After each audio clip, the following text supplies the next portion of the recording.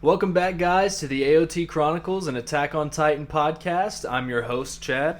Hey everyone, it's Ronnie, aka the Ruby Wrangler. No one has ever said that, but... I'm always wrangling up them rubies. No one has definitely ever said that, but... Today is a big day, Ronnie. Big day. Why don't you tell I don't know which the way listeners, you're going with it, but it's a big day. Tell the listeners what we got. So, honestly, we told you guys the more we get supported, the more we're going to pour into this podcast. So, for Christmas, if you celebrate, Merry Christmas.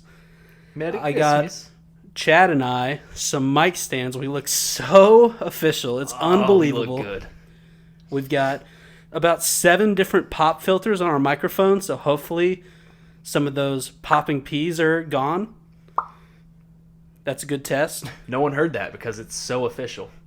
So we just, once again, just trying to improve the sound quality a bit at a time. And in a world where every other podcast I listen to is some asshole on a Zoom call and it sounds terrible, hopefully this sounds just good I just in comparison. really want to, thank all of y'all for donating to the cause. Once again, no one's donated anything. Venmoing my account. So weird how Chaz tries to act like you guys are paying us when you're not paying us and anything. sending us Bitcoin. We really appreciate it. But, all those hot sponsors, we are totally prepared to make 45 minutes of this hour-long podcast just pure ads. So if you're interested in that, email us at thepodcastchronicles@gmail.com. All right, you want to get right into this? I say we get into it. All right, so Season 4, Episode 4, From One Hand to Another. So this episode, it didn't feel like too much happened first time through. A little bit more character building. We got the introduction to the Tybur family, kinda. Some fun stuff with Eren. I gotta be honest. Well, Kruger. I don't know if it's Eren Oh, yet. so of course, we're gonna do this, huh? No, because at the end of the episode, we know officially now. Oh, we do. Dang So, it. haha, we can call him Eren. Damn. Yeah, just in case someone clicked off early, go watch the post-credit scene. We'll get to that in a little bit, but want to make sure you caught that. Thanks to Raphael for making sure he was watching over us and Hey, make I sure we caught appreciate it. that, Raphael, because I would have not watched after the post-credits. Yeah, well, because maybe. I don't know. I do like the outro song, so there's a good chance I was Yeah. jamming to that, and then it popped up, but I definitely am not one to the like... best outro so far. I don't like watching the next time ons, so I definitely potentially could have missed it. So thanks, Raphael. But yeah, we know this is Eren. First time through, I got to be honest, I was hoping for a little bit more before a week off, like we're going to have next week. But in the end, after second time through, I like this episode way more. What do you think? Yeah, I'm completely with you. I think I told you on our rewatch when we were taking notes that I missed a few things the first watch. And this is setting up for something big. Yeah. So, I like it. And you know what? Willie seems like a cool dude. Yeah, we got a lot to talk about with Willie. So, And I'm becoming attached to the candidates and, Peak, Porco. right. I'm starting to like these guys. I'm definitely attached to them, but I will say tonight was the first time where I was like, all right, show me my characters. Where are they at? I'm getting a little restless. But, like I said, the second watch really did a lot for me. I like this episode more after the second time through.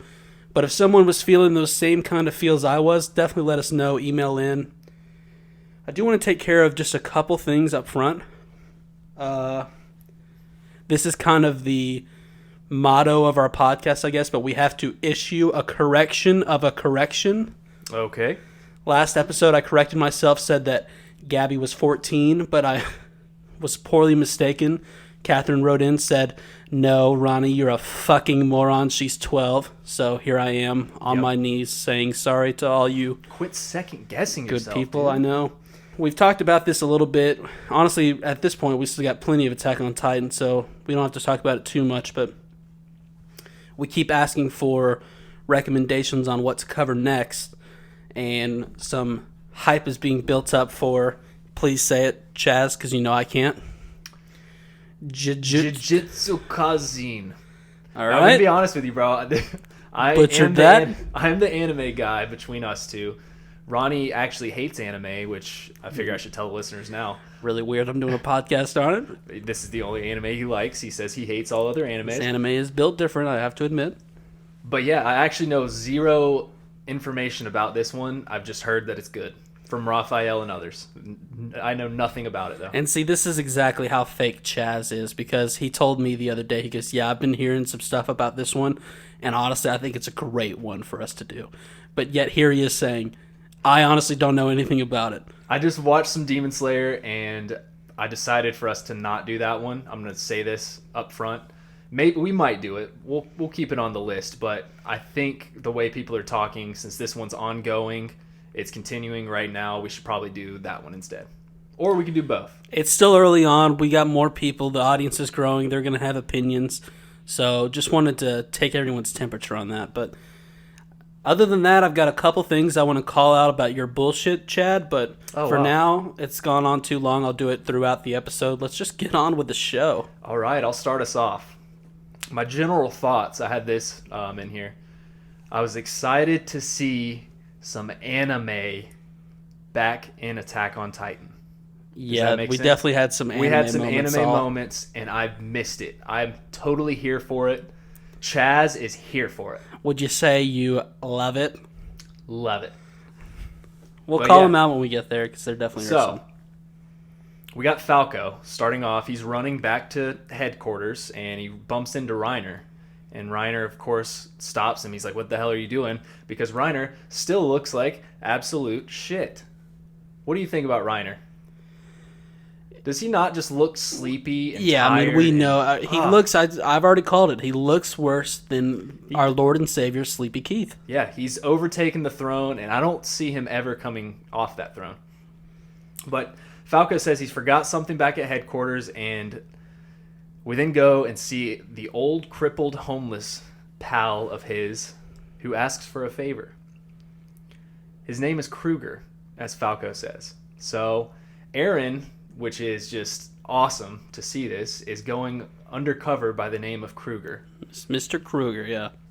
He asks him if to send a letter for him, and because he can't send it within the Eldian walls because it'll be checked.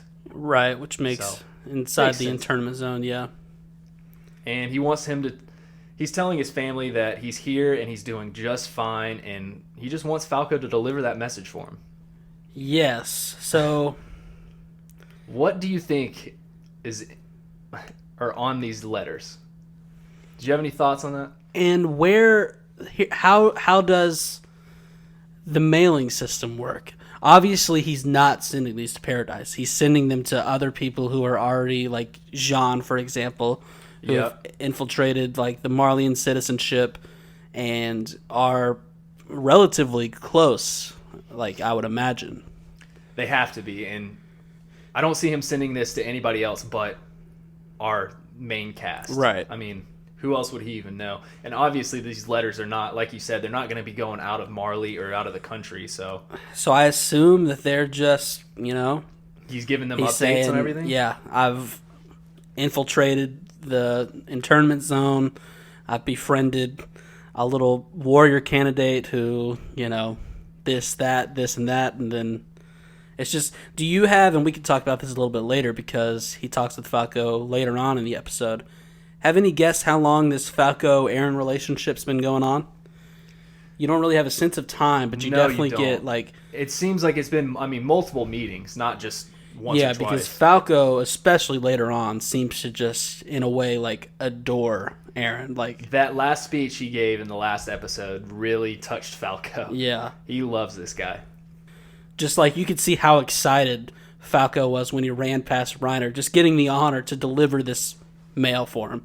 Like, he was thrilled. Yeah, because he's such a nice guy to begin with, and he thinks he's helping out this crippled guy who's just had it rough. If you go out of the internment zone, you got to wear your armband. But I was also wondering, because it's like, do you think there's a curfew? Definitely. Because the gates open, but at the same time the sun is setting. So and it seems like the guards are checking as well, and almost if you're a candidate or an honorary Marleyan, you're pretty much allowed to... Is that one of the things where it actually kind of means something? Where it means something, but at the same time, they've got a close eye on you. Right. And then the other thing, do you think... Here's the thing. Eren is obviously putting on a show as far as not being injured, all that stuff. Falco knows that.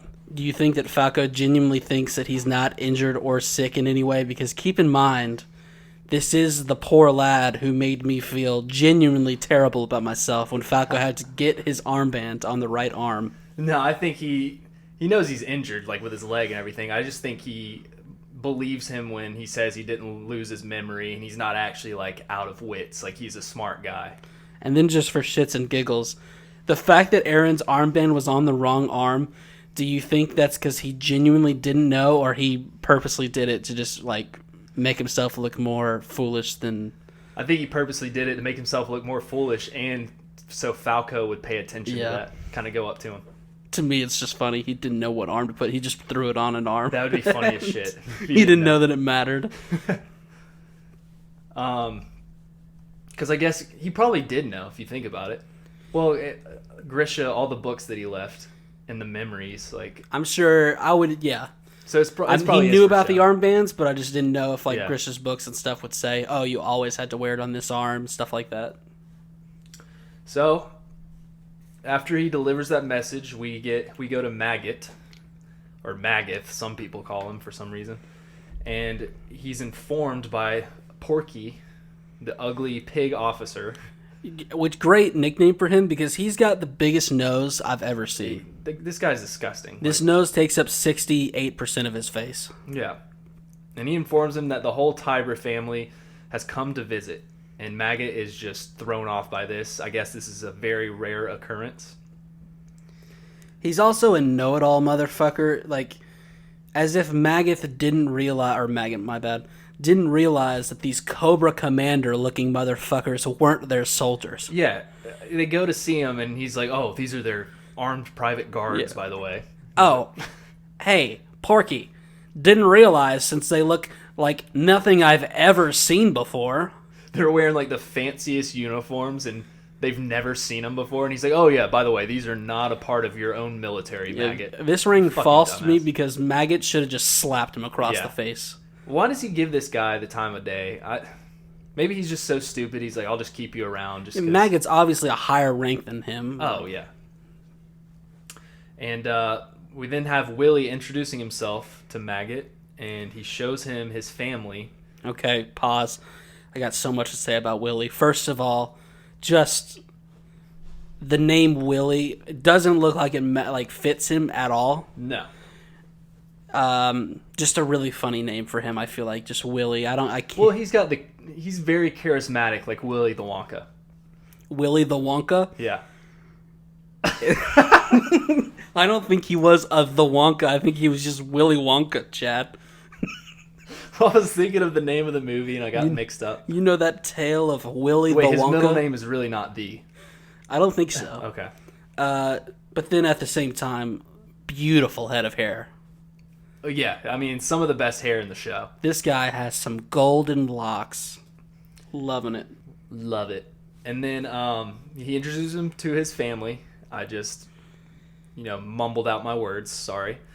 And he's got a bunch of Rugrats just These flying fucking around. kids, man. Oh, I'm making a note of this. It's a nun, a mute old man, Yeah. and a bunch of just little Rugrats running around with what looks to be the mom. Yeah, I think you nailed that. And see, there was another woman who just had this Like a such maid a outfit? such a boring face. She was there, and you didn't even mention her. She was just there. Okay, yeah. I didn't even She was like left to the nun, I think. Just kind of. She was another younger, because the nun was kind of old, right? Yeah, the nun was old. Yeah, this was another like middle-aged woman to the left of her.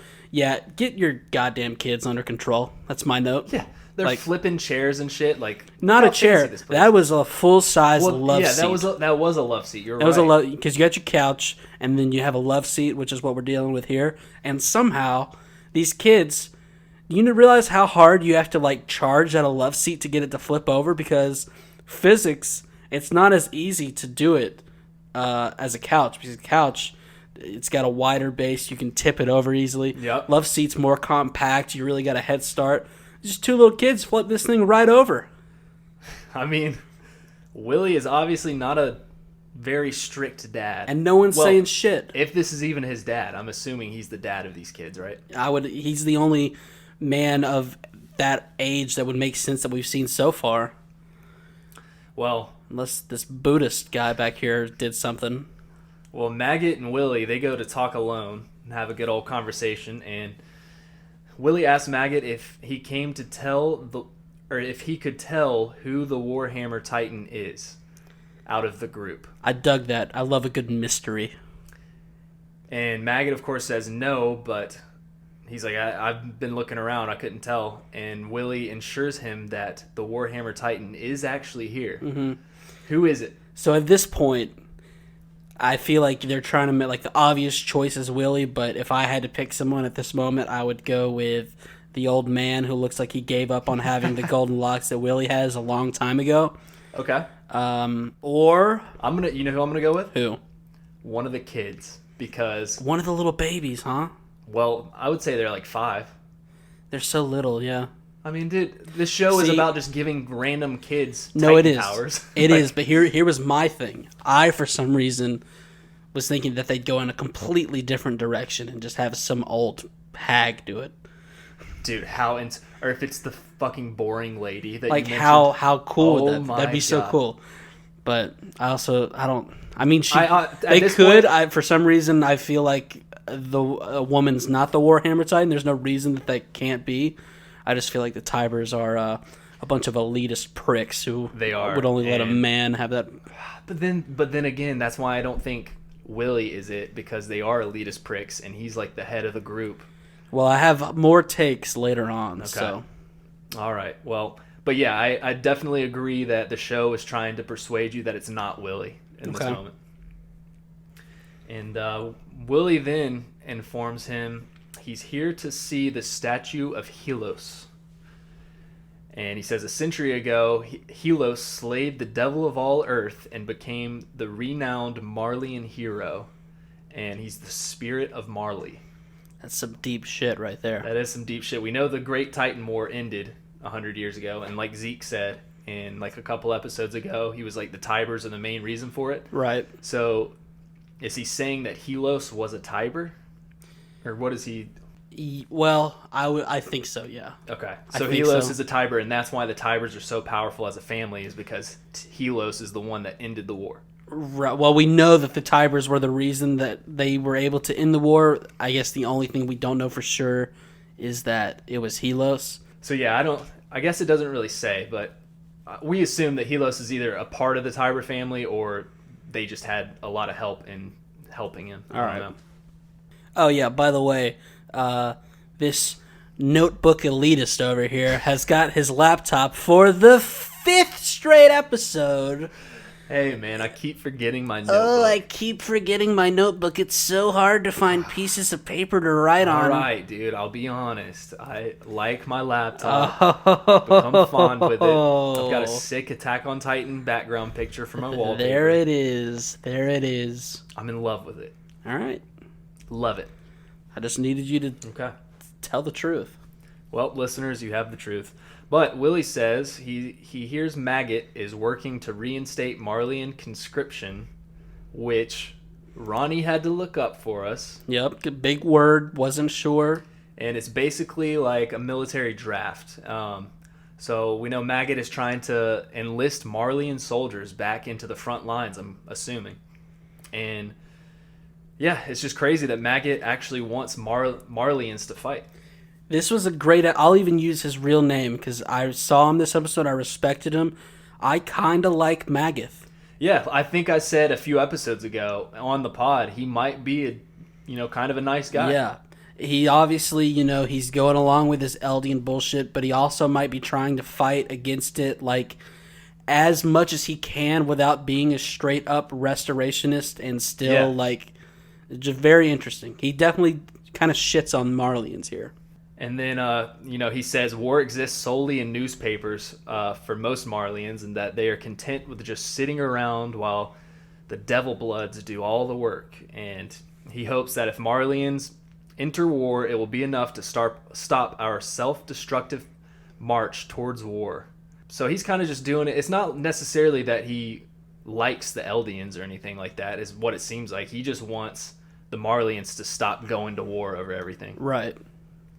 They're just like power hungry. They're just trying to overtake everything, and it's like we've talked about in the first episode, it's coming back finally to bite them in the butt. So Maggoth is an interesting character for sure. Yeah, I like Maggot so far. We'll see what else he's got in store for us. And they keep talking, and, you know, Maggoth kind of mentions that Willie is actually the real commander of the nation, and Willie says the nation is controlled by the Tyburs, but the Marleyans have chose the warmongering themselves. They gave Marley both freedom and power in hopes of atonement. So what they made, like, when Willie said that the Marleyans or whatever are controlled by the Tyburs, Maggot kind of flinches. Did you catch this? It kind of like showed him, and he kind of had like a weird... Does he not feel that way? This is kind of where, just as a whole, what do you think of the Tyburs? To me, it's like almost like the royal family of the UK. They don't really do much, but essentially they are still royal and in power. Like, I don't... It's confusing. Are they complete Eldians? No. So they're just part Eldian. Yeah, the way I think Willie says it a little bit later in his little speech, that makes it seem like he has devil blood flowing within him, but he's also comes from something royal. So let me work this take on you, okay? They mentioned how they live in like their own huge manor. They haven't come out in 100 years, all that stuff. Are they a bunch of messed up fucks that reproduce with their own because they think they are so elitist, so powerful, everything's got to stay in the bloodline?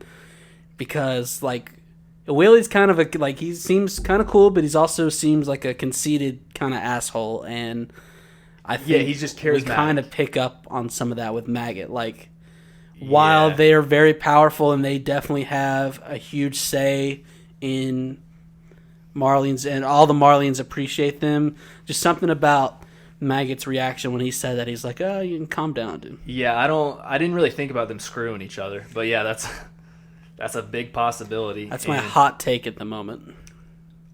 And I'm trying to think. Nah, there's no reason they would have royal blood in them, right? I don't know. That hurts my brain to think about at the moment.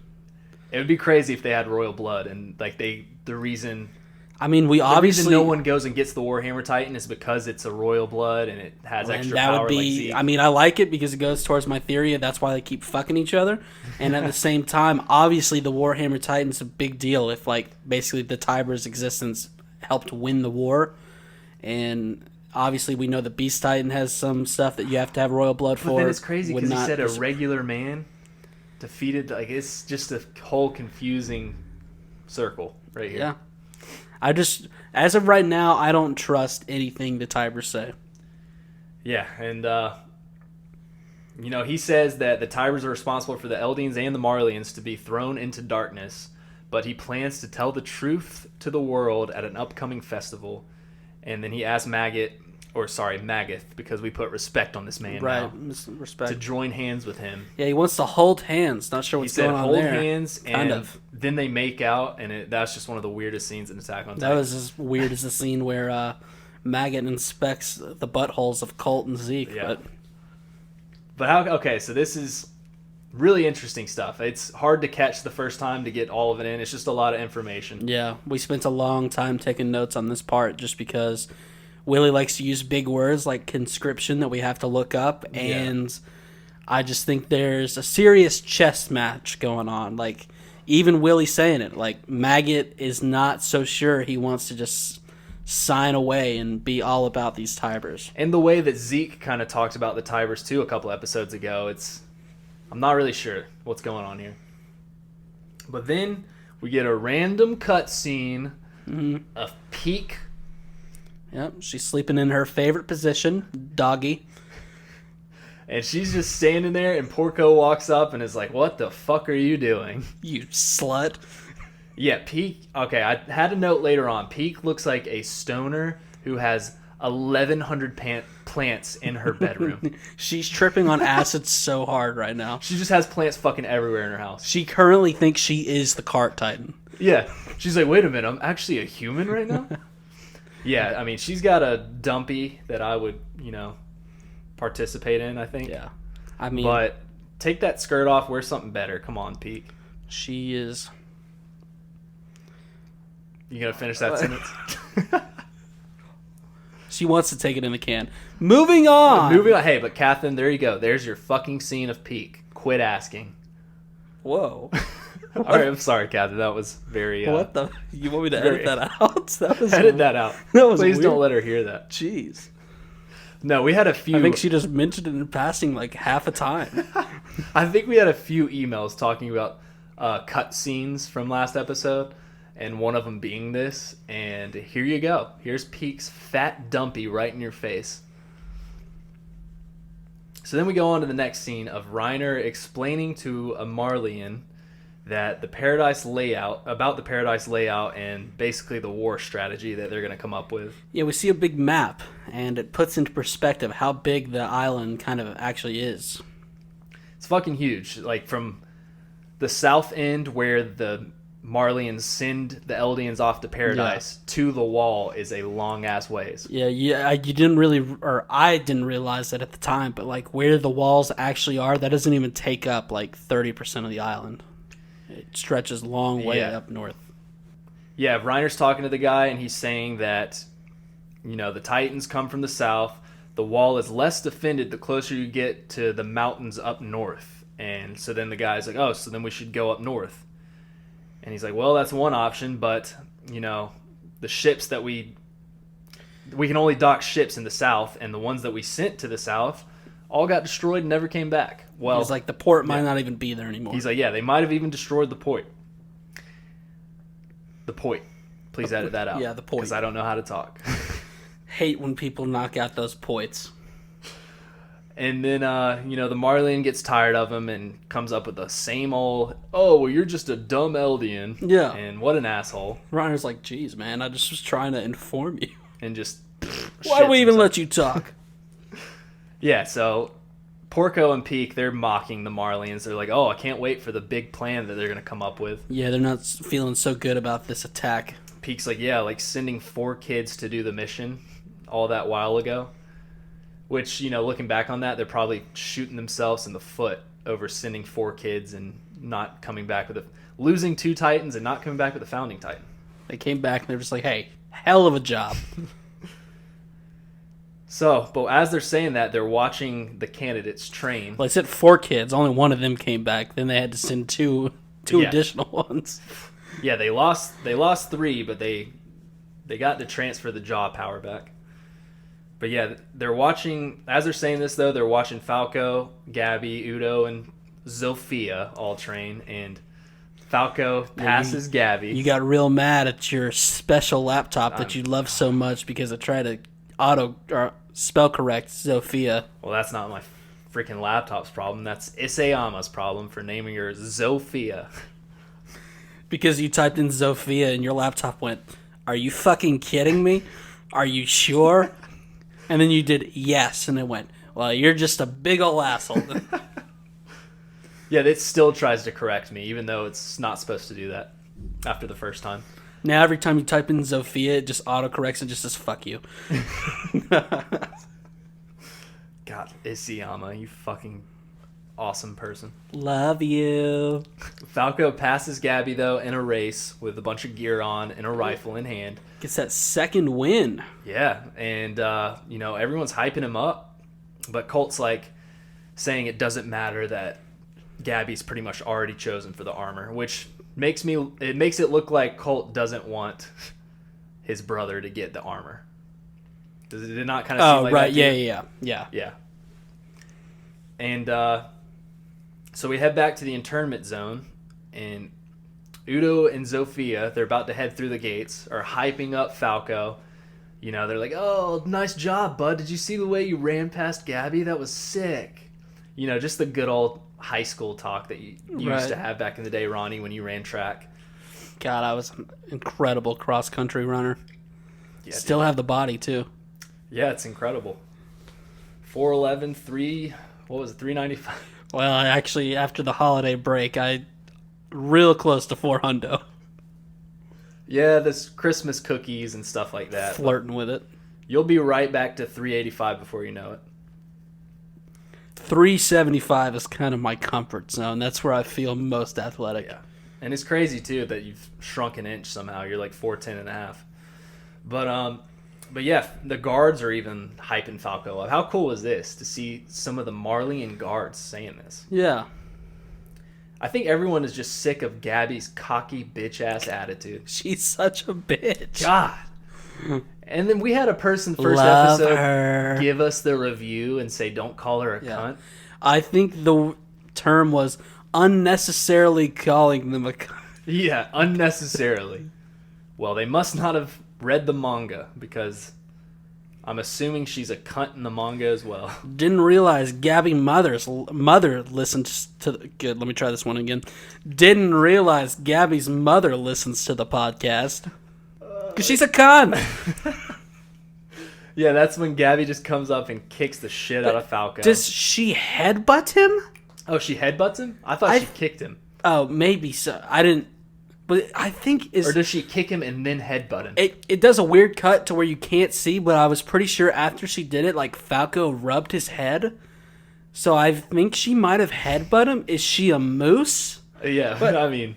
Headbutts... Listen, and if I'm going to go off on this headbutt rampage, and if she didn't headbutt him, this is so embarrassing, but I've always thought that is a terrible form of attack unless it is your last option.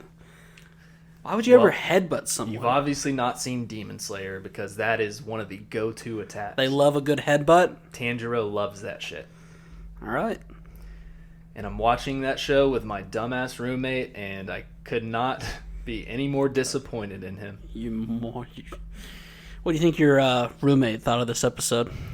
He's literally punching the air right now. He's just so angry. Would you like to do one of our new segments called Chad's Stupid Roommate Watches Attack on Titan and tell us how it went last episode?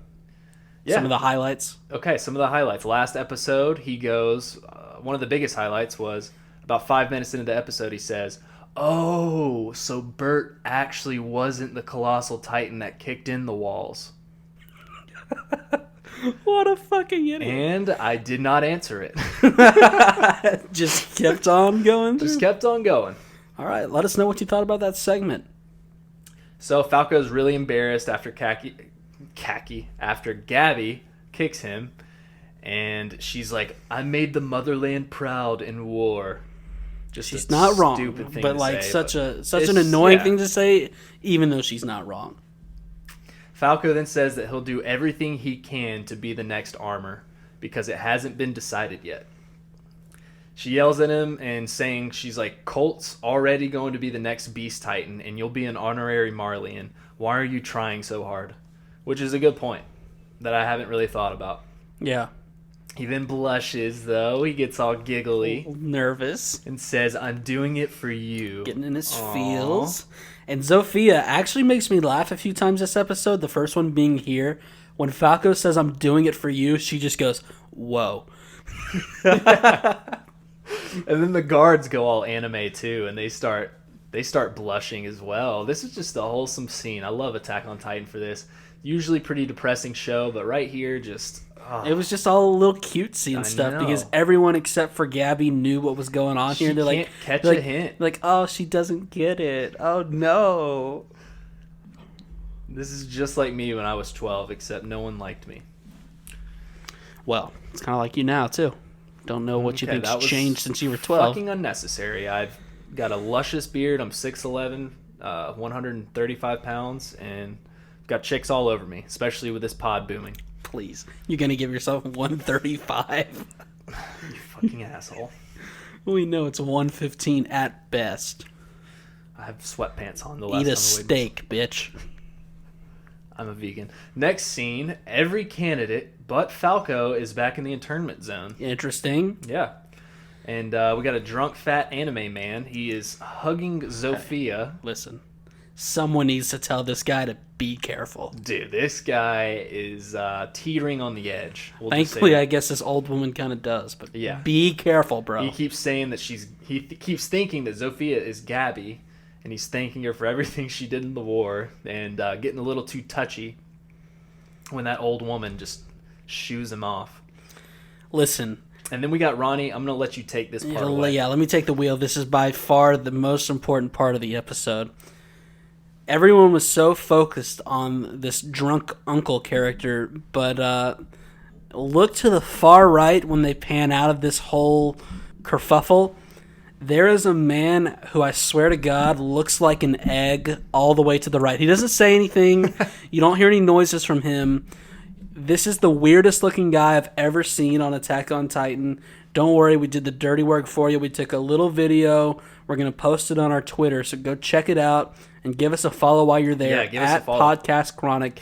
This guy looks ridiculous. And put some more numbers on the meme that Chad posted the other day about us moving forward. Thank you for the people that did like that. I thought it was a great tweet. Ronnie did not seem to really have any feelings towards it. You're still just doing a very average job on running our Twitter. Well, it seems like every tweet you make has at least 2 grammar errors, which is just poor form. Well, I keep it real, okay? Yeah, it's called... Tell that to the 10 people that like the damn post. When it's like 280 characters or less, just... What is it called? I don't know. I just know you're a hater. Wait. What is the term for that? I'm just going to keep moving forward. It's not a hard word. Proofread. There you go. Wow. Something you don't do, obviously. Proofread your shit. No, it's just I've been doing it since I was in 2nd grade, so I don't even know the word anymore because it's just like Microsoft what I do. Word, Proofreading Pro, whatever the fuck it's called. Well, all I'll say is in my notes. mom to do it before she became stupid. All I know in my notes, it says Sophia every single time. Not a single Sophia to be found. How is your mom? She have a good Christmas? Good holiday? She did. I gave her a brand new bone. Dude, and she's not... What else did you give her? Oh, that was it. Just a brand new bone. I thought, Have you at least been letting her back inside into her own room? Well, yeah, I mean, for Christmas, not Christmas Eve. It's been 30 degrees outside. Well, I mean, I have a heat lamp out there. Dude, She's got a dog kennel. Just chill out. And a blanket. I don't know, whatever. It's like a $5 blanket from Walmart. So, yeah, after that Humpty Dumpty scene, the random Eldian lady gives them food, and she wants them to grow up like Vice Chief Reiner. That's pretty cool, but I don't think she actually wants that for them. If she only knew. Yeah. So then we go on to the festival stage, and it's finally being built. Yeah. Where Udo asks... Finally being built? Have you been waiting for this thing to be built? Well, I'm assuming a couple days have passed, right? There's no way they just built this thing in one fucking day. Oh, from when they were talking about it? Yeah, probably. Yeah. So, yeah. And finally being built. 3 days later. They finally got on there. They've just been procrastinating. They're finally getting going on it. Udo asks if this is really where they will declare war. And Zofia makes me laugh again. She says, wow, reminds me of a theater. Where we then zoom out and see that they have pretty much began construction on a theater. Yeah. And it's like, I'm sure Udo's thinking too, are they really performing a Shakespeare play to tell us we're going to slaughter people on Paradise? Well, Udo, I got a little note for you, buddy. Stay tuned. Do we have a surprise for you? And how do they even know what a theater looks like? Aren't they supposed to be like little slave children devils that have never been around that type stuff? I bet they've gotten a few they're little candidates. special moments since they're candidates. And then Udo talks about how VIPs around the world will be there. So that's interesting. We got people from around the globe. We got Pitbull. He's going to be there. Shakira's going to make an appearance. It's going to be... What's that guy's name? A comedian act? Like arguably, some people are going to be yelling, "It's going down. I'm yelling, timber, you better move. You better dance." And that's the second time we referenced Timber by Pitbull featuring Kesha on this podcast. And I think that's just a great job by us. I think people love that song. I don't know if Shout they out do, but Muhammad. I think they do. He appreciated the timber reference. Pitbull is huge in Egypt.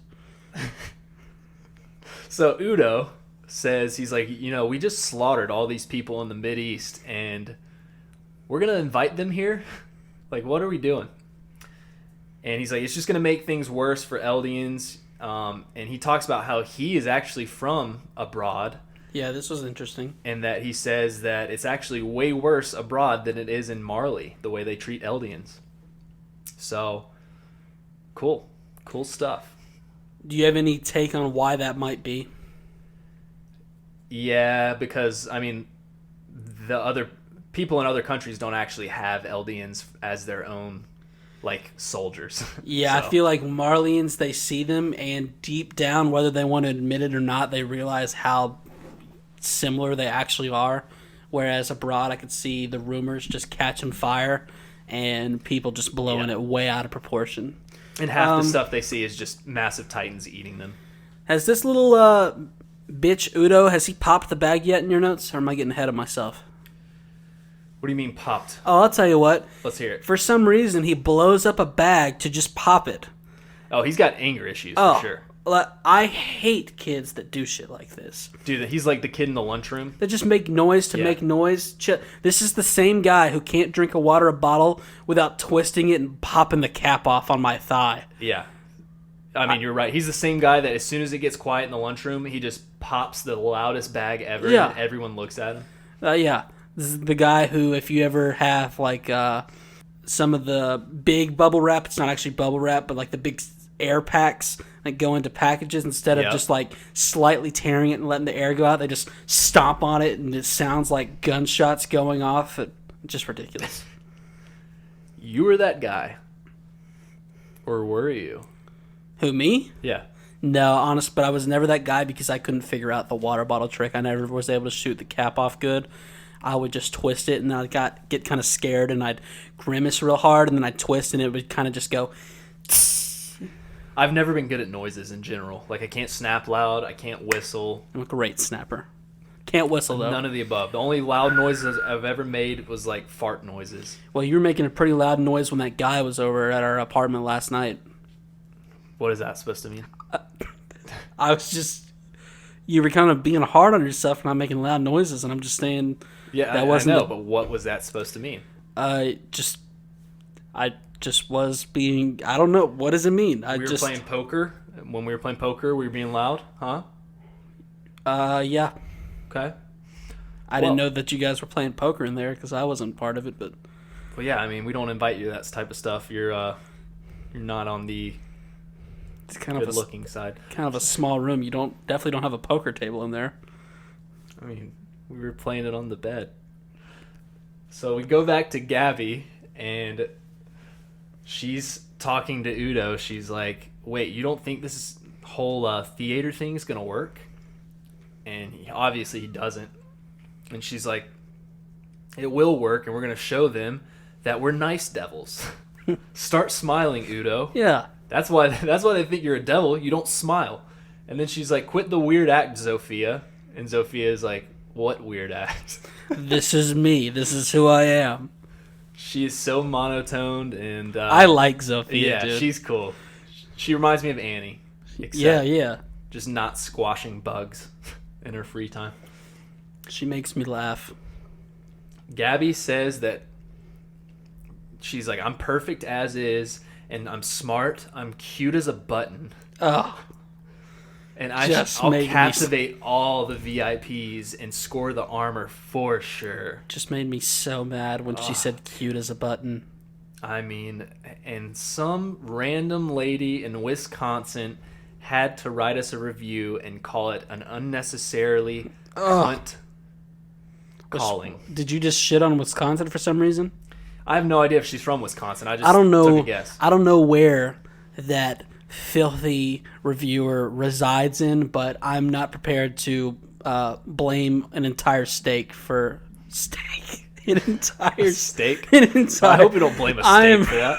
I am not prepared to blame an entire T-bone on housing this witch. True. Okay, you're right. But the good news is we totally got over that 2-star review. We're doing fine. Yeah. I mean, we don't even think about it ever. Has Gabby put them in the weirdest armbars ever yet? Well, they call her a devil, and then she puts them in the weirdest armbar ever. Yeah, there's 2 of them, and they're really struggling. Their back is really arched. There's no way she has a good hold on them. All the 2 of them have to do to get out of this is calmly sit down on the ground, and she will have no traction to stay on their necks. So I think they're just afraid of her. It's just somebody that conceited. It's like they're stuck on a limbo pole, and the limbo poles are just her arms choking them. And I just wanted to be like, hey, you can just like softly lay down, you'll be fine. But yeah, as much as she's kicked Falco and put them in arm bars, why don't they ever just give her a good old elbow to the nose? But we go over to the theater being built right at the stage, and we have... Do you want me to take over here? Do you have the notes here? Or? Yeah. Oh, well, wait, I was just going to say Magath hands Willie the note, and then you take the reins. Or He hands him something. Well, I'll tell you what he hands him. Maggot hands Willie his little black book so he can get into contact with some Marleyan pussy that is in need of slaying. Oh. No, but... Well, no, Willie only slays his own family. Yeah, that is my theory, so thanks for watching out. In all seriousness, this is a very confusing scene, so let's get so immersed into this right now. Okay. So there is a little black book handed to Willie, and he does flip through the pages. And he asks, so a large-scale demolition is required. And when I first heard large-scale demolition, I was thinking like Colossal Titan, is that what he's talking about? But then Magath talks about something being beyond repair. So I don't... Anything there? Yeah, they talk about like a house too, right? Okay, well, yeah, let's keep moving. The military serves the nation, and the nation's supreme commander is Willie, is what Magath says. Willie says he is just the one who holds the wheel, and now he knows why his predecessors never tried to grab it. So this is where my mind was changed, and this is very deep, but after watching it, we watched this probably 3 or 4 times. Did it make you think Willie has the Warhammer? I think he's saying he is the Warhammer Titan. Saying when he said the saying he has the wheel or whatever. Right. That really... Because I believe he's saying that the Warhammer Titan is the supreme commander, but he is just the one driving it at this time, holding the wheel at this time. Okay. Now, they played it so... I could see Willie trying to be like a red herring and be like, oh, I'm the Warhammer Titan, but actually I'm not. But this was so, like, drenched in just... Yeah. Like, you really got to think about it that I don't know what to make of it. That is true. He might be trying to play Magath as a fool. Yeah. What do you think? Because, dude... But and I'll say this right now, God. I don't think Magath is a fool. What if he's trying to play Magath because he maybe possibly thinks Magath and the rest of the warriors will try to steal the Warhammer Titan in this situation? So he wants him to think that it's him, but it's really one of the kids or one of the other people. I could buy into that because, like, if they didn't think that they were in danger of someone trying to steal the Warhammer Titan, why would they stay locked up in a manor for 100+ years all to themselves? So, yeah, I could definitely see that he thinks it's a risk to come out here, and that's just kind of how I interpreted his big, long wheel talk. But, so then we go on, and Magath says, the house was in danger of collapsing, but some pillars remained usable. But according to them, the house is already infested with rats. So I don't know. I'm so confused by this. I'm going to be honest.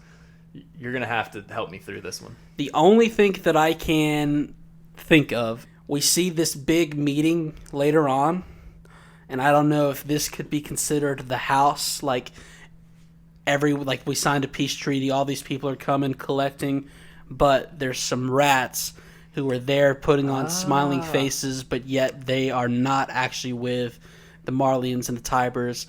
They're just trying, keep your enemies closer, and they're trying to fuck some shit up. Do you think they know that Eren is there? Or are you thinking No. it's just different world enemies? I don't even think they're thinking about that stuff as far as the Paradise Island group goes. I think they're thinking more like just, Mideast yeah, people, on stuff there. like that. Yeah, all the Okay. people that we see later on. That's just what I got from it after immersing myself so deep into it. Damn, dude, you took a deep dive Yeah. in that pool. I was proud of us because we rewatched and we rewatched and we went line by line and this is what we came up with. Definitely intrigued to hear other people's theories. So email us at thepodcastchronicles@gmail.com. Let us know what you took from this deep stuff. On a lighter note, I see that not only did you buy a vape, throw it away, you're just straight up chugging on that thing over there again, huh? All right, bro. Back on the wagon. I'm not back on the wagon. This is a Christmas special event. Okay. I got it for, Christmas weekend. Yeah. I went out of town, as you know. That's why I haven't had too much contact with for you. 2 days. That's a long time. And I'm just using it now for the pod because it's a special occasion. What flavor? Guava ice. We just came crawling right back to guava ice, huh? I'm not addicted, though. It's literally just a weekend thing. Mm-hmm. They call me a weekend warrior. Yeah. A weekend vape warrior. Right, weekend vape board. Yeah, and that's why I'm doing it. And that's definitely a thing. Mm-hmm. And yeah, I mean, well, no one needs to know about it. Congratulations on not being addicted. I'm happy that. Well, thank you, man. Appreciate that. That's cool that you took like a nice little 3-week break, bought one, threw it away, and then 1 week later you've got one just full time that obviously has not been thrown away.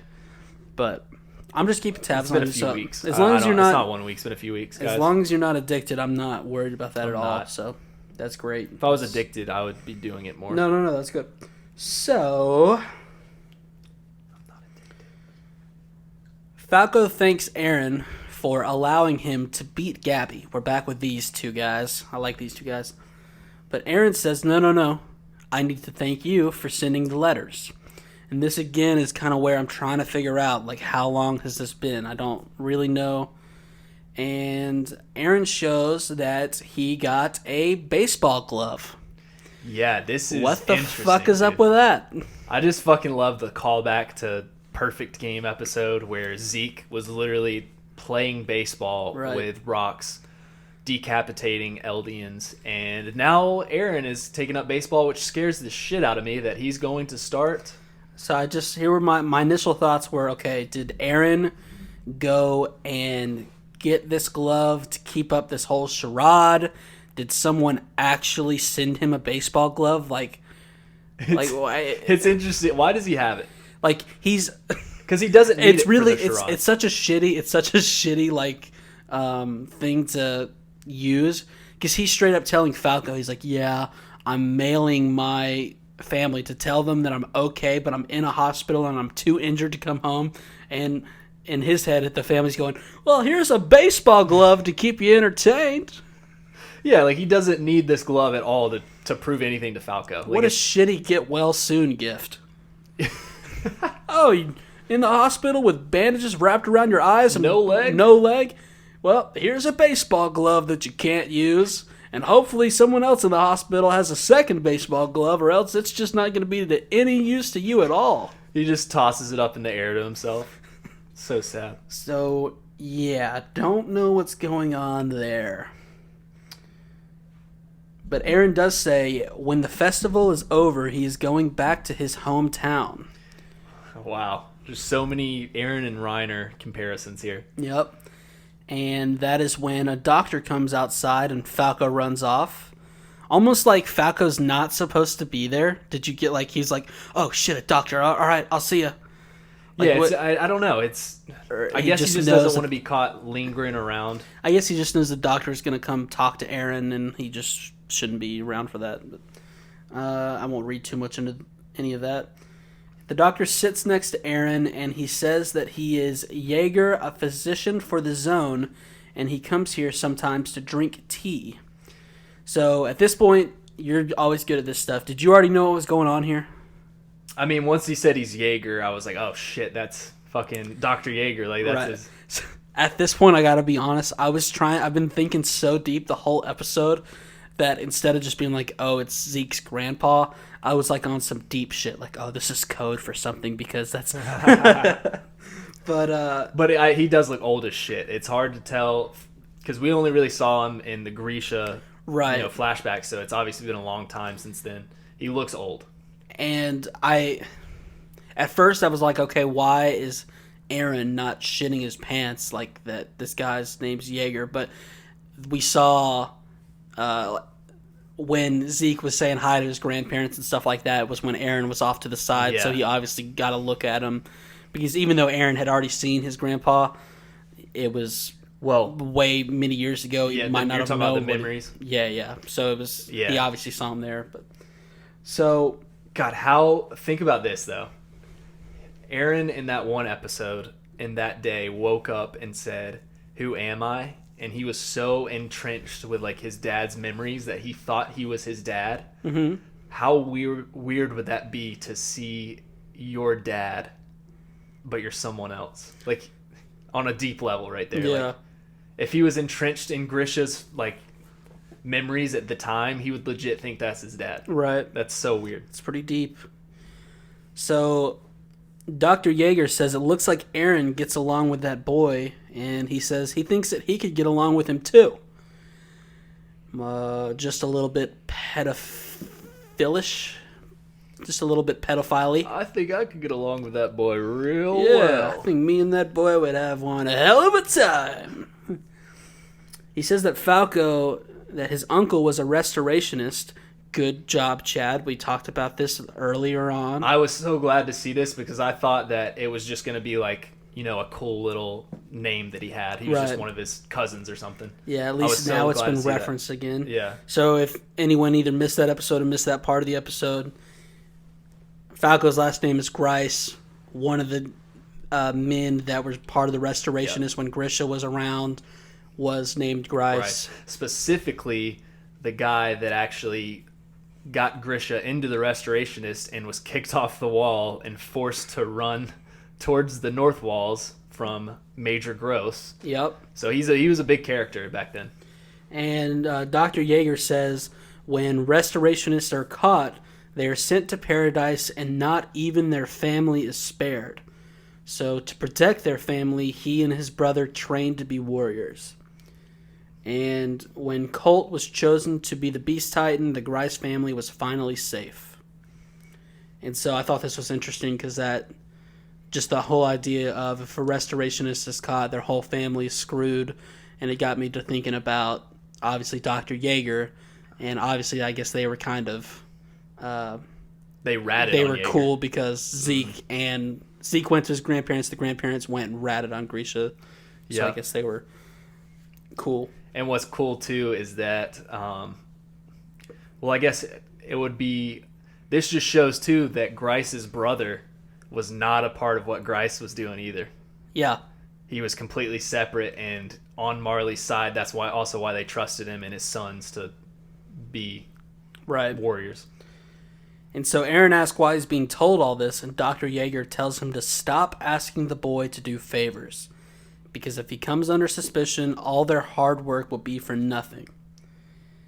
Then he says, if you are truly healthy, you should go back to your family. How does he know that Eren is healthy?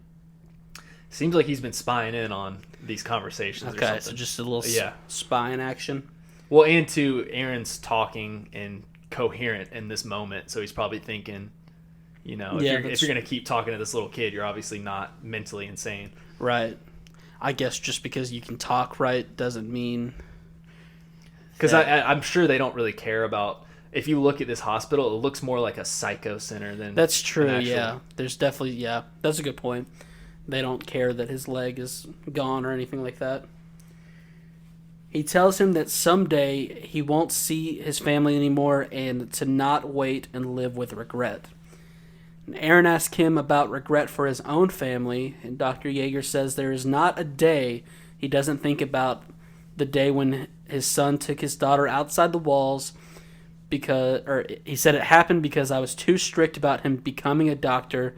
He then proceeds to have an absolute mental meltdown. So, two people come, grab him, say like, oh, sorry, he got out of our, eyesight. What's the deal with him? Is he a patient with special benefits? Like, I'm confused about all this. No, he is a doctor, and I'm sure he's because he used to be a doctor, is what it sounds like. He used to And be a doctor. He comes and visits for tea, is what he said. So Right. I think he comes and visits, and they know that this guy feels guilty about what he did, and he's got like, some mental issues. So they saw him wandering off, and they're like, "Oh shit, here he goes again!" Like he's going on his rant. I feel like he's said this to people before. I feel like he's straight up like a mental patient, and they know they've got to keep up with him. But since he's like an honorary Marleyan and he's not always crazy, it might be another situation where they kind of like let him go. Okay, I like that. It's kind of, but yeah, that's interesting because he really is a bit of a nut job. So anime, him screaming. I know. So yeah, that was one of the very anime parts. Love it. And also, what did you make of him only mentioning the daughter incident and not anything about what Grisha did and went on to do with the Restorationist group? He only talks about... I'm sure he's just thinking that was what led... That moment is what defined the future, and if he could have stopped that moment, Grisha would have never became a Restorationist. Okay. But I was going to say... It's awesome because he thinks that his son is dead. No one knows that Grisha actually lived except for Zeke, who knows he had a son. But does Zeke tell that information to his grandparents? We don't know. Yeah, I wouldn't imagine so. Yeah. So that'll be... So do you think we see... How much more of Dr. Yeager will we see? Maybe a little bit more, but I feel like he's not... He's not going to be that important. Right? I don't think he's going to be that important. I guess I could just see like one more scene where he comes to know that maybe Eren is also his grandson and what Grisha would want to do, something like that. Yeah. I wouldn't mind seeing that old hag die. Yeah, this guy sucks. So pinkies up, everyone, because we cut over to a very fancy dinner party.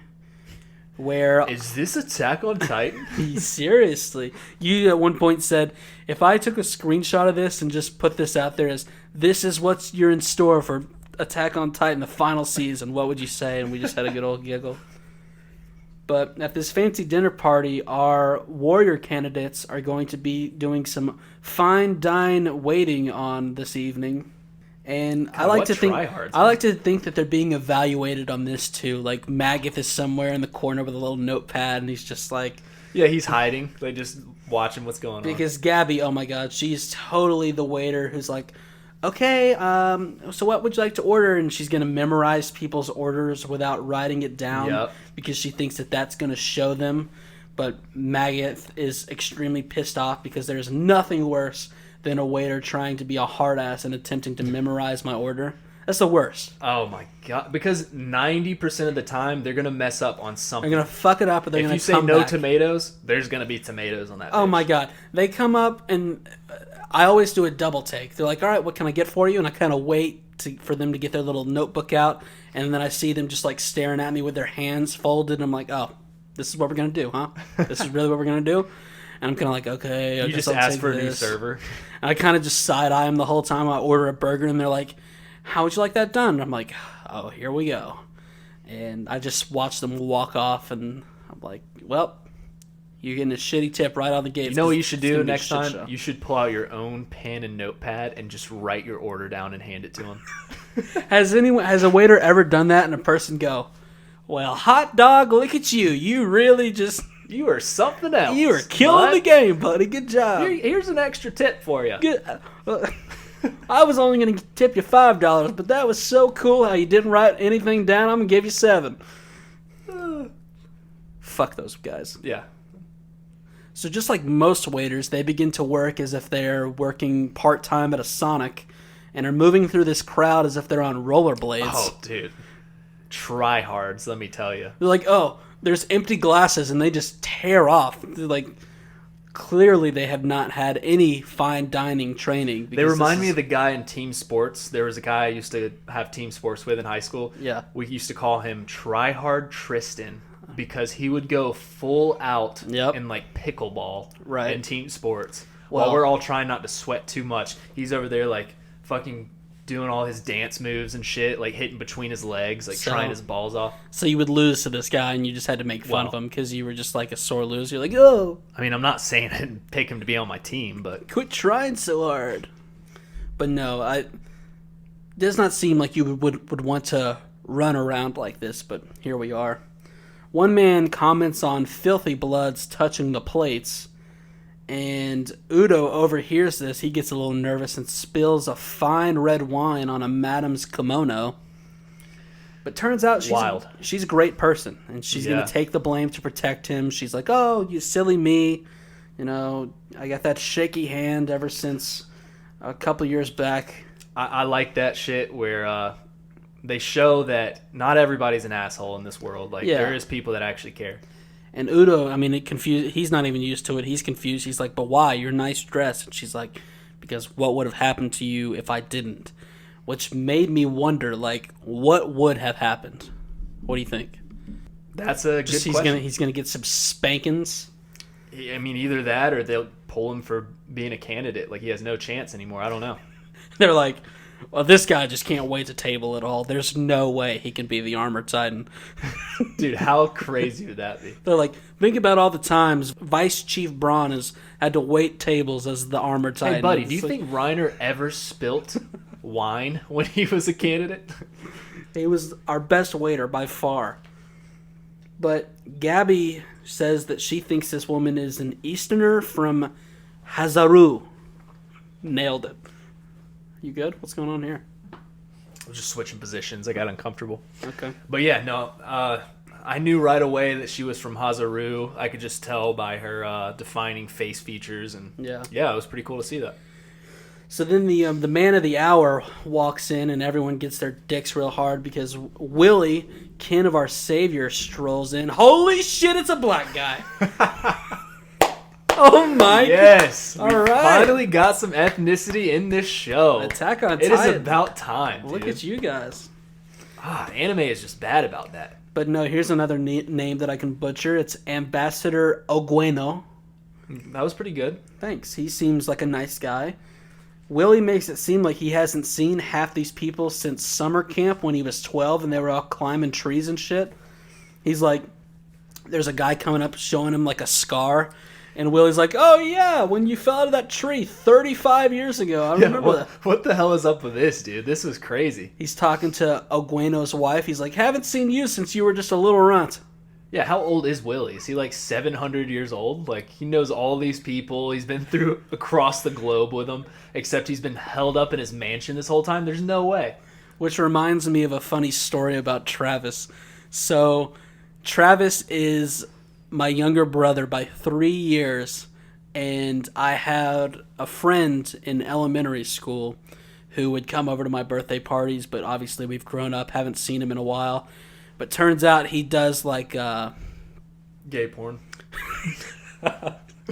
No, he doesn't do gay. Well, I don't know. I'm not on those gay porn sites. You might have seen him on a gay porn website. I know you are on those from time to time.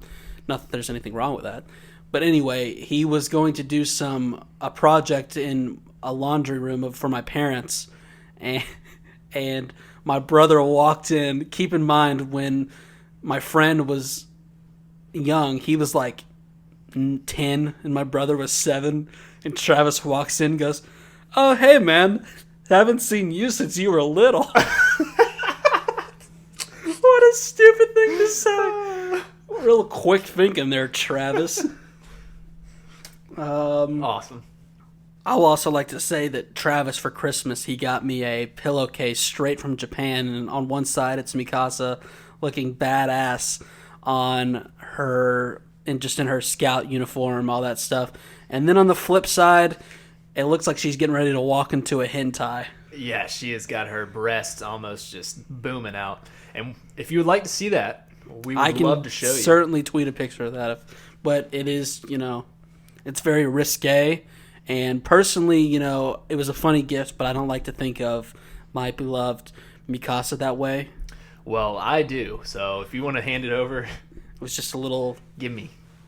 No, it's actually hanging in my room. And by hanging in my room, I mean on a pillow that I wrap my legs around at nighttime every single night since Christmas. Moving on. So after Willie, is a real chummy with the crowd, Wilson Fisk from Spider-Man gathers everyone's attention and talks about how until recently we were squabbling over resources in an unsightly war. I guess this guy's just like one of the head people in Marley. Yeah, who's definitely had too much to drink. Yeah, you said this guy might be a little tipsy. I'm not so sure. I think he nails it. He says a line which I'm getting ready to completely go off against what I said in my own notes. He says a line which I certainly wouldn't have advised, which was, "Yesterday's enemy is today's enemy." And rightfully so, everyone in this room looks absolutely horror-struck. Because a lot of these people are part of the people they've slaughtered, so... Hey, he saves it, though. He's got a nice save. He fixes it with, "Yesterday's enemy is today's friend." Nice. Good job there. Good save. It was kind of a weird accent to have in the first place, but I felt like he really saved it. He then says, "Let's wash the past down the toilets," which I was very intrigued by, because turns out they've got working plumbing. Interesting. Yeah, and we haven't heard toilet talk since Levi, and it's just good to hear it. Yeah. Levi was obsessed with booty talk, with oh my God, he was toilet talk. Yeah.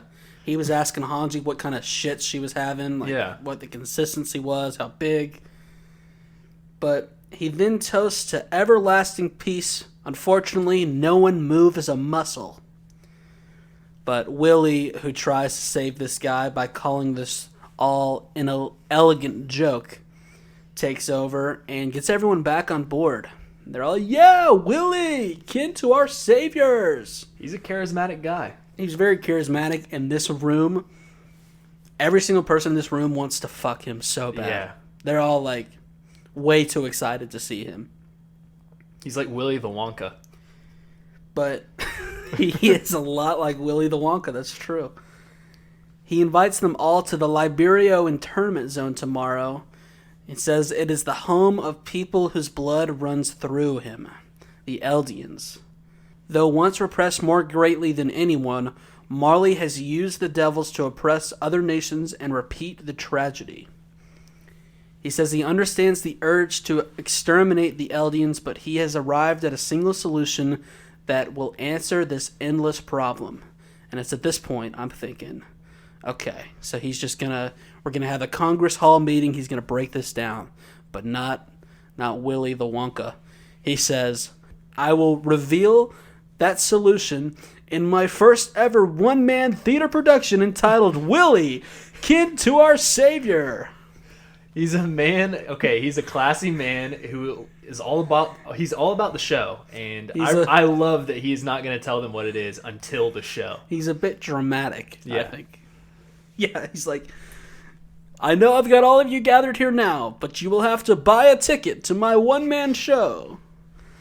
It's not said in show if it's a one-man show. I just like to think that it's just Willie playing. That would be so awesome. It's just Willie playing 17 different parts. He starts doing a dance. It's like, what the fuck? It's like, written by Willie, performed by Willie, directed by Willie, choreography by Willie. And then as if he's not being grandiose enough, he says, "We toast to the great playwrights and witnesses of history, such as I, Willie, kin to our saviors." Because I wrote the shit out of this play you're going to see tomorrow. We cut over to Gabby. She's got bedhead, and we transition to outside where, just a fun little transition. She's got her hair all done up nice now, and we got a big old festival going on. She is an adorable little kid. Hey, be careful. I'm being careful. I'm just saying, she reminds me of like a little cousin that you're like, wow, you're so adorable. What? You need to grow up and be a great person. Okay. Yep. Listen. I'm watching you and everything there. I think you're good. Just be careful, okay? And then sometimes I think, wow, you're kind of a shit. Like, I have family members where I'm like, okay, calm down. You're not cute as a button all the time. Right. But she's adorable. Yeah. All good takes by you. I like how careful you were. So, yeah, we got a festival, and I love a good festival as long as I don't have to go to the festival. Trust me, we know, Ronnie, that you used to be in the circus. I mean, they kind of just looked at you and laughed. Yeah. your height and your weight. I mean, it's kind of not seen very often, but Which I guess festivals. What's the difference between a circus and a festival? Festival is more of like a circus is just like a pointing and gathering. laughing. Yeah. Festival is like having fun. Yeah. I went to a circus one time with my good friend, and we saw a sign of a booth that said, "See this." We were probably like 14. See, it was a field trip, really weird field trip. Actually, real quickly, it was a what was it called? A FBLA, Future Business Leaders of America, some sort of field trip. We were in literally You definitely took that one to heart. We were literally a stadium. We were in a stadium filled with schools all around Georgia, and we had to take 100-question test to just like something like that, and then we got to just go play at the circus. The fuck? I know. I sat there and just bubbled in the answers as quickly as possible, and in 2 minutes stood up, turned it into my teacher, and walked out of it. Walked out of an entire like stadium of people, and they were all just like looking at me, and just waited outside at a picnic table for my friend. He was the third person to finish. That is so awesome. And so anyway, we were walking around the circus, and there was a sign that said, "See this woman who has the head of a woman but the body of a snake." And we were like, what? We were like so intrigued. Like, no way, that can't be possible. But we were stupid and 13 and by ourselves, and my mom had gave me $20. All we had to do was pay just like a very reasonable $4.50 to walk up and check it out. Okay. So we paid the nice man who smelled heavily of booze and cigarettes $4.50, which we actually paid him $5 because it was very early. He didn't have change, and we told him because we were 13 and 14 he could just keep it. So he just gave us $15 back, and we walked up, and there was a plastic, huge anaconda snake that was just wrapped in a circle with just a woman with craggly hair and 3 teeth that said "boo" as we walked up, and we got very scared. That was all it was? Yeah, it was just, yeah. And so she didn't actually have the snake body? I felt pretty stupid and kind of like emotional, and then my friend just called the guy at the front of the stairs an asshole, and then he laughed at us and we walked away. And that's a true story. That is a 100% true story. Wow. So even though this is a festival and I don't know why I told that story, fuck a circus. Well, PTSD. Yeah. PTSD Ronnie from a shitty plastic snake festival. That doesn't sound like a festival to me, but well, whatever. This does sound like a festival, and it looks like a fun festival, I have to be honest. We got some wizards playing music. There's a clown on stilts. Food all over the place. Falco calls for Gabby. He's literally drooling around both sides of his mouth, anime, and shoves ice cream into Gabby's face, who is tasting ice cream, I guess, for the first time, and just yells, "This is a festival?" I don't know what she thought a festival was. I'm sure they were just like, wow, we get all this food at a festival, and then she just fucking starts housing shit. So then Reiner, Porco, and Peak join in on the fun. Well, I should say at least Porco and Peak do, because Reiner is so mentally damaged, I don't know if he even knows where he is. I don't know what's going on through his head. What is that look that he gave them? He looks like, yeah, there's this weirdest scene ever where Reiner, Porco, and Peak are like standing behind the 4 candidates while they're looking in brown paper bags, and they look back at them like they're in trouble, and then we just cut away from that altogether, and then Porco and Peak, they're having a hell of a time. Wait, do you think they were drinking booze? That would be so rad. Oh my god, I don't think it was, but that'd be awesome. No, and I think Reiner just doesn't know what fun is. Yeah, I mean, poor Reiner. I will say, though, at one point, he smiles because he sees Gabby having a good time. And that kind of warmed my heart. And I was like, oh, you know what? A little half smile. Reiner's not all the way gone. And then we cut to the end of this day part of this festival. The main show is still to happen, so stay tuned. Reiner drags Gabby out because she has that food baby going on. She just ate too much. This is usually how I make myself feel every evening. Yep. Because it's hard to get to 400 without it. She says, it seems like a lot of new things have been happening. Reiner says, it does. She says it kind of feels like something is about to change. To which Reiner says, yeah, it does. Aw. And then we get to the end credits. I'll have to be honest, man. That kind of made me sad. It does. I've become... I like these characters now. I feel so bad for Reiner. He's just like, by far, to me, the best written character so far. I mean, he's the main character right now. Like, if you think about it. Right now, even Eren in the picture, he's not. Eren's still. Yeah, I would definitely say barely in the Reiner scenes. is probably the main character at the moment. But so after the end credits, we get the post-credit scene, and we're getting ready for the show. Everyone's so hyped. Everyone walks up to Reiner and Zeke, Zeke's still chain smoking these cigs. How about this right here before you continue on with that? Is Zeke the only Eldian that you ever see smoking a cigarette? I feel like I guess some of the Marlians smoke, I guess. Is that what you're saying that? Have we Yeah, seen it's some just of them like, smoke? is he the only Eldian that they allow to smoke cigarettes? Maybe. I haven't seen that many smokers, so probably. When you get to be an honorary Marlian, you get a pack full of cigs. And a war chief Zeke. They give you a red armband and a pack full of cigs. You made it, kid. Go ahead and smoke these. You'll just regen those lungs back. But no, they ask where Falco is, and Peak says he said that he saw someone he knew and just ran off. And no one seems to think anything of this except for Colt. He kind of worries, wondering what has gotten into him. And then Peak's like, okay, I gotta go back to the house. I have 1,100 plants that I need to water. Yeah, and then she just does, and then a dildo falls out of her pocket. Anyway, Falco comes running up out of nowhere and asks for Mr. Braun to come with him. And Zeke says, that should be fine. It should start for a bit. I hear Willie's still in makeup, so you got some time. And Reiner follows Falco down a dark, scary staircase that most people would be thinking, what's going on here? And you can read a little bit of that in Reiner's face, but at the same time, it's like, he's just, I don't even give a shit. Just whatever is that. He's like, I hope it's a bomb and I just die. But that staircase leads to none other than Eren Yeager, who says, hey, it's been 4 years, Reiner. And Reiner just says, Eren? What is gonna happen, bro? Oh, Does Reiner just go Titan mode instantly? What Nah. happens right here, dude? Nope. Oh, what happens? I don't What know. could possibly happen? How does Reiner just not lose his shit? What is already on Eren's plan?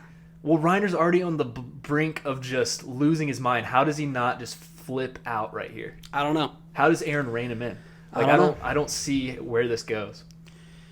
I don't know if at this point Eren is just hoping that Reiner has had a change of heart after the last 4 years and how everything ended and how Reiner was the only one of the main four who made it out. And Eren's just hoping that... I don't know. That's the thing. We don't know what kind of conversations Eren's had with Falco. If Falco somehow revealed about, Reiner. I don't know.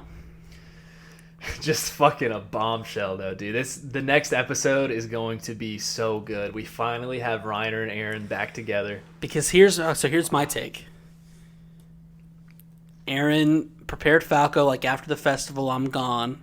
He's sending letters. Eren could be in a potentially shitty situation here. Is all of Eren's comrades and stuff, are they around the festival grounds? Did his letter say, hey, the festival's going down, come now? Even though it seems like a terrible time to do it because... But he might not know that. Is it a terrible time to do it, or is it a very good time to do it? Because there's a lot of people from around the world that are their enemies that they could potentially... Yeah, he could be banking on that. Yeah. He might not... How much would Eren know about the Tyburs at this point? That's a good question. So we obviously didn't see anything in Grisha's memories. It might have been there, but I don't know. It doesn't seem like he would really know much about him at all, if he even knows about him. From what we've seen, yeah. From what we've seen. And plus, too, it could be a bad time because Zeke and all of them are right there. So if they did attack, which is why I was saying, what is Eren's plan here? Because either he has to be banking so much on the fact that he can talk to Reiner and reason with him, or he feels completely comfortable because he can say, "Oh yeah, everyone's here, like they're around the ground. So if you like tighten up now, even then, Reiner's not going to turn and start fighting. Peak and Pork. I wouldn't see him fighting them, right? No, I think if Eren's talking to Reiner in that way, he's hoping that he can just get information out of Reiner and says, like, he's trying to have a conversation, like, let's end this. Or what, dude? Oh my! What if he's not going to be like, let's transform now and do it right here? What if he realizes Reiner? I thought you were going to be like, okay, what about this? Paths. Paths, yes. That's it. No, what if he's luring him away and Falco because he likes Falco, and Armin's just going to come in and fucking bomb the shit out of the festival? Like, kill everyone. What did Eren even say to Falco for Falco to have the balls to be like, oh yeah, I'll go get the Vice Chief Braun to come talk to this crippled man about, like... He's just like, oh, he's my old friend. I used to know... Yeah, that is true. How did he... Dude, or what if he's already told Falco who he is, and Falco's like all on board? This is crazy. There's so many different ways they could do it. Every way I look at it, I don't know which way wouldn't be cool or good TV, but it's got me excited. Oh, I'm so hyped, man. Such a bummer. We got to wait 2 weeks now. 2 weeks. That's 2 weeks for it, but I feel like it's going to be worth it. And if shit doesn't start going down soon, I'm going to be a little disappointed. I want to see Mikasa. I want to see Jean and them. Hopefully all of them are in Marley and they didn't leave a lot of them behind, because I'll be so upset if they did. But with all that being said, and the week off, we do not plan on taking a week off. We're going to keep that content churned out because we know everyone's going to be missing it. Missing Attack on Titan next week. And with that being said... we got some people who wanted us to do... We might just have like a fun little episode. Yeah. We're going to do... If you got some questions for us about the final season, ask away there. We could even do a little Ronnie and Chad Q&A. Yeah. If you guys want to know, we might... who knows which ones we'll joke about, which ones will not. But I'm down to get a little down and dirty. So send in some Q&As there. You can also send them to us on Twitter if you want, YouTube comments, any of those. We'll look at them. And I think we also want to do one of the OVAs. Yeah, I was thinking Elsa's, whatever, notebook. However you say it. We don't even have to do that scene by scene. We can literally just watch it and just talk about it. Yeah, we'll kind of see maybe what kind of feedback we're getting. If we're getting a lot of questions, a lot of... stuff like that, we might just do like a full summary on it, and if maybe it gets to, I don't know, Wednesday, and no one's asking us shit because they don't care about our thoughts on the final season or us, we can totally understand that too, and we'll just maybe do more of a deep dive on the OVA. But I know a lot of people talk about the OVAs. I hate that we do the podcast and we haven't seen all the OVAs, so we definitely want to do that. And we've seen No Regrets, part 1 and 2, which is awesome to me. Obviously, Erwin is my favorite character in the show, and that's not going to change, I don't think. So it was cool seeing Levi and Erwin's backstories, kind of. We can talk about that one, too, because we don't have an episode to watch next week, so we can just have a fun time. And we don't need that. We don't have to do it on Sunday. Maybe we do it on a Friday, Saturday, something like that. I think Issa's notebook is another important one. I don't know if all of the OVAs are actually important. If they are, let us know which ones are the most important. That would be cool just to kind of know. Yeah, if there's one that might even be more important than that, if we get enough feedback saying, hey, we actually think you guys should really watch this one, let us know. And then if you could let us know where we could watch it, that would also be helpful, because I know Chad is terrible with technology, but I know he had to spend a few minutes trying to track down that one OVA. But no, we're just going to have a good, fun podcast next week. Maybe look for it a little bit earlier than Sunday. And do you have anything else? Yeah, I actually do. Please subscribe to us on YouTube. I'm actually very proud of you. You're churning away on YouTube. Churning those episodes away. I've got, I think, 13 episodes done of Season 3. I'll try to finish those out before the next Season 4 episode comes out, and we'll officially be caught up on those. So if you're listening to YouTube, that's something to look forward to. And once again, thanks for anyone who's rating us on Apple Podcasts. That's really cool. I don't think we had any new emailers this week. I think we just heard back from some of our... and if we did, we haven't really been checking our email from Christmas and the holidays. Yeah, so we'll have to dive back into the... I know Christian had some good takes Just didn't fit any of them into this one, but thanks again for that, Christian and Mohammed and Catherine, of course. All those. Raphael's been sending us. That's the other thing. Some people, I'll say this. Some people have been sending us some manga stuff. Not spoilers. Everyone's been super kind about that. But just some stuff about how things have kind of been shifted around. Yeah. And I don't think either one of us have so much cared that they've sent those to us because it's been questions we brought up on the podcast. I'll just say for now we haven't talked about them on podcast, just in case there are some anime-only watchers who might be holding out. Yeah, they get those that it might come next on. episode or something. But that's something we can definitely talk about next podcast as well. Yeah, we can have like a little section about some of that stuff. So yeah, come back next week. We're gonna have just a smorgasbord of podcasting, and until then, have a good week. We'll talk with you later. I've been Ronnie. I've been Chazmania.